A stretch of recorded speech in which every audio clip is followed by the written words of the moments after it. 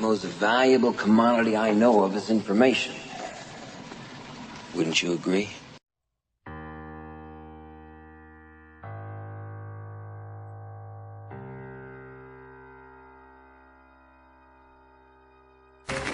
What we're going to talk about now is simply some keys to self-motivation. And all of us have motivation of some sort. I define motivation as the desire to achieve that which you believe to be worthwhile. And many people go through life never getting in touch with their greatness because of the lack of motivation to push themselves, or because they have not found something that they believe to be worthwhile to challenge them. I heard a poem once that said, many a flower has bloomed unceasingly and wasted sweetness upon the cold desert air. It's translated, that means simply that many a talented persons have gone unnoticed, and the world never had a chance to be exposed to their talent because that person did not take the time to begin to express or to demonstrate or to motivate themselves in the direction to bring that which they came into the universe to bring. How can you measure your motivation? How can you evaluate where you are on a scale of 1 to 10? Let's do this for ourselves mentally. How do you rate yourself from 1 to 10? Your mental attitude about yourself, how you feel about you, how you feel about life. How do you rate yourself on a scale of 1 to 10 in terms of your physical appearance, in terms of your health? Do you take care of yourself? Are you allowing yourself to get overweight and out of shape? Are you conscious of your health? Are you watching the food that you take into your body? Do you make a deliberate effort to exercise? You know, it was George Burns, he said, we cannot help getting older, but we don't have to get old. And many of us get old before our time because we don't take time to take care of ourselves. Your environment is a very good indicator. On a scale of 1 to 10, is it what you want it to be? Do you find it desirable? Are you satisfied? The job or career that you're involved in. Someone said that 85% of the American public are unhappy with their jobs. Are you spending 8 hours a day just doing time? Doing something that you don't find challenging, that does not make you stretch mentally, that does not stimulate you, that does not inspire you. Something that you don't find a sense of fulfillment in it. If you're doing that day in and day out, it has to affect how you feel about yourself, your level of motivation. Your relationships. What kind of impact is it having on your life? Is it nourishing or is it a toxic relationship? Does it drain you or does it build you up? Ask yourself that. How motivated are you to do something about it? Your contribution, your actions. What are you giving? Many people will leave the universe without a trace. No one will know they were here. And in fact, under their name, we could put under there, not used up. Will anybody know that you came this way? What contribution are you giving? What will you leave? What will be different because you came this way?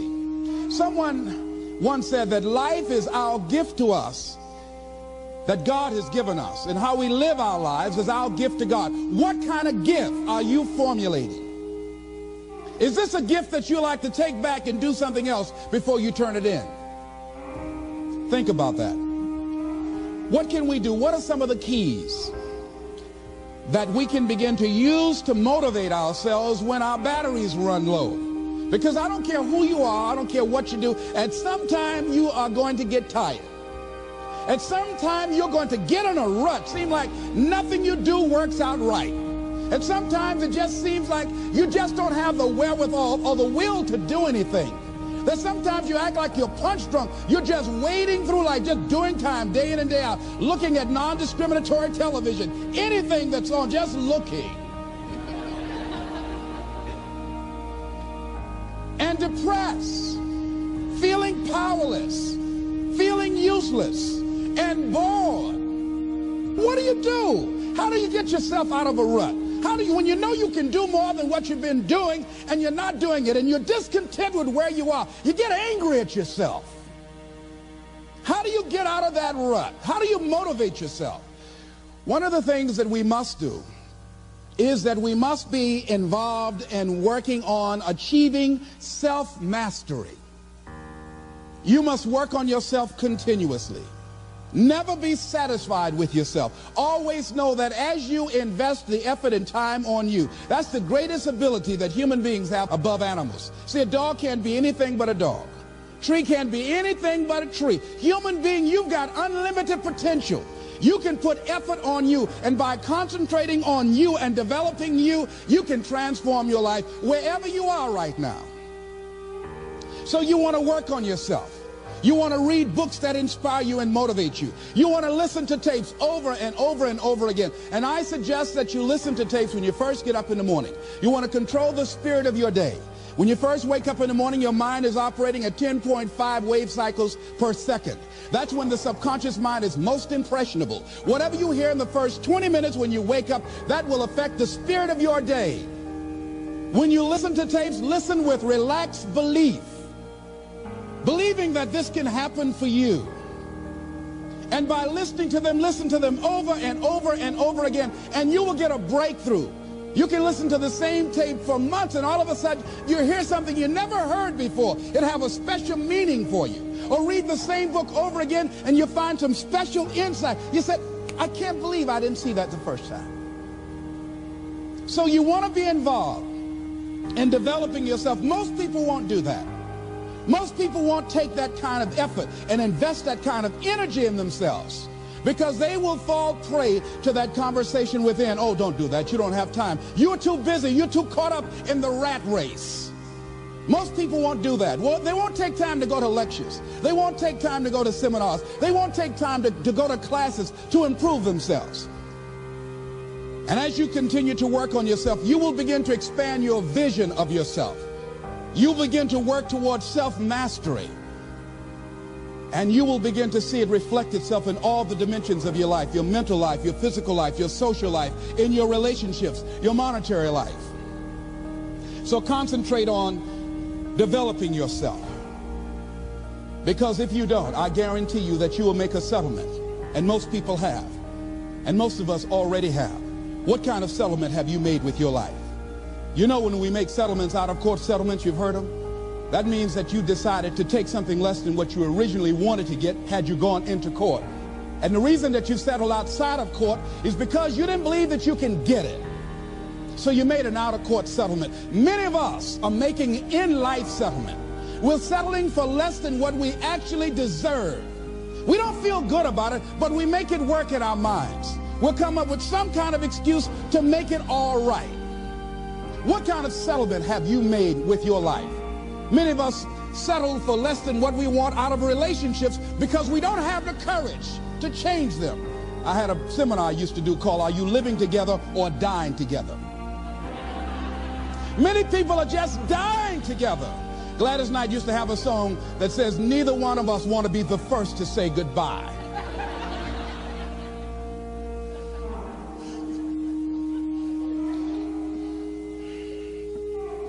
The next thing is, in order to begin to find some keys to self-motivation to drive yourself, in addition to working on yourself, and as you work on yourself, you feel good about yourself, and as you feel better about yourself, you treat yourself differently. Develop a health plan. See, you can't feel well and do well if you don't have good health. You can't perform if you don't have your health. Your health is valuable. Develop a health plan. A plan that you will follow, because this is the only vehicle that you have to carry you through this experience called life. And you want to take good care of it because you love you enough. You care enough about you. And that's not easy.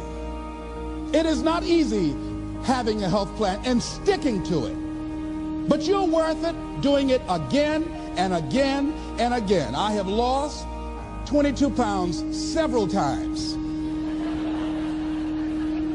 I always do it. I love potato chips. People who know me know I love M&M peanuts. I love peanut butter and jelly sandwiches. I love my mother's sweet potato pie. I love this. It's not always on my health plan, but I put it on there sometimes. I said, life is too short to go without sweet potato pie. If I go tonight, I want you to slip a slice of sweet potato pie in my casket and watch the smile on my face. Next thing is, as you take care of yourself, the next key is keys to motivation, to self-motivation. You want to live life with energy and passion. You want to make a conscious effort to be lively. See, in life, you either saying hello or goodbye. You either on the way or in the way. Leave dead people alone. Some folks just walking around looking sad. How you doing, honey? Stay away from these people. Just go away from them. It affects you.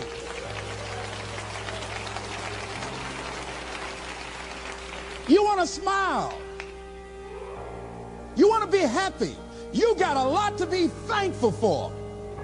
But you watch some of the faces around you every day. And I tell you, some of these faces, they will put you in a depressed state of mind. So you want to avoid these kind of faces. When you see them coming, turn your head. Next thing is that you want to monitor your inner conversations. The things that you say to yourself. You want to watch them, and in watching them, you want to take charge. A friend of mine told me this evening, and she did it excellently. She said, I didn't want to come tonight. I was feeling so depressed. And I said, I'm going anyhow. See, that was the conversation. Oh, you really don't feel like it. You really don't need to do it.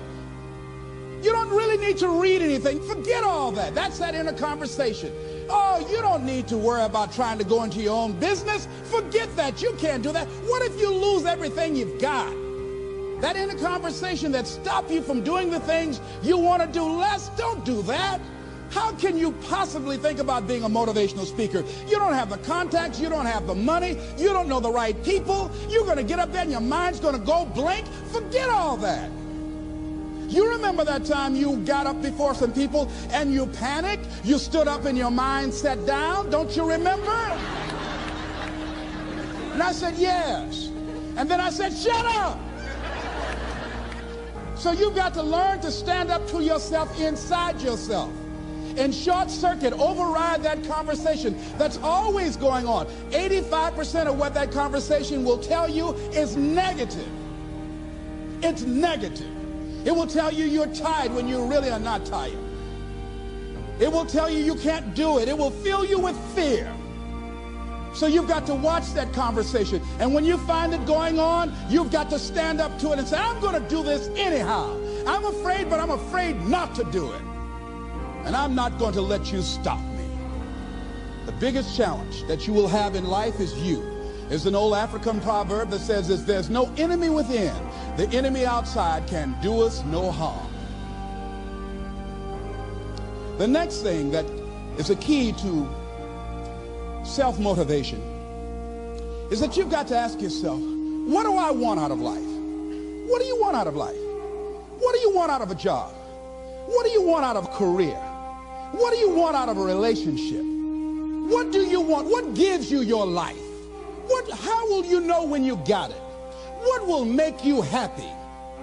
You need to know. You need to start asking yourself some questions. What do I really, really, truly want? You need to be exact about that. Don't be vague. Oh, I just want to be happy. That's too vague. What will make you happy? How will you know when you got it? Zero in on it. Be exact. Be specific.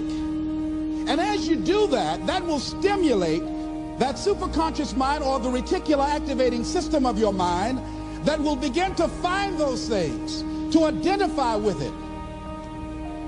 And once you begin to determine that which you want, take the time to write it down. Don't just think about it. Write it down. That is a subjective process that engages the subconscious mind. Write it down. Once you write it down, read it 3 times a day, morning, noon, and night.